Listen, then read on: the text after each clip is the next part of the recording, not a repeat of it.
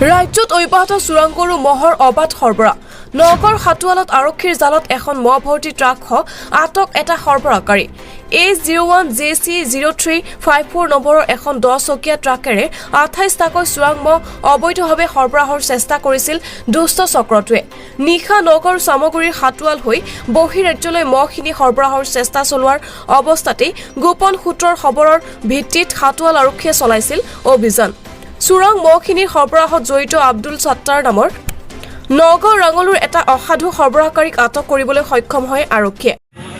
এইখিনি নিজ খাটোৱাল পুৰবাহী হয় ইয়াত গাড়ী ধৰিছে নেকি গাড়ী ধৰিছে কিহৰ গাড়ী মহ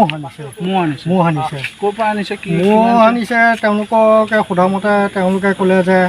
বিহৰা বজাৰত কিনিছিলে কিনি পেলাই ইয়াত কেইদিনমান ৰাখিলে হ'বলা মই সুধিছিলোঁ বোলো বিহৰতো দেওবাৰে বহে এইটো দেওবাৰ নহয় তোমালোকে আজি শনিবাৰে আনিলা তেতিয়া ক'লে যে নহয় আমি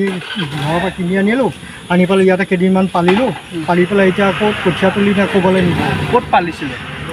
ক'ৰবাত পথাৰত ৰাখিছিলে মানে তেওঁলোকক খুৱাবৰ কাৰণে ৰাখিছিলে ৰাখি পেলাই পিছত থানাই পালে থানাই সন্দেহজনকভাৱে তেওঁলোকক ধৰিছে কাৰণ গৰু মহ চুৰ হৈ থাকে ইয়াতে মানুহৰ কেইটা আছিলে মহ 28টা আছে 28টা খাটল থানা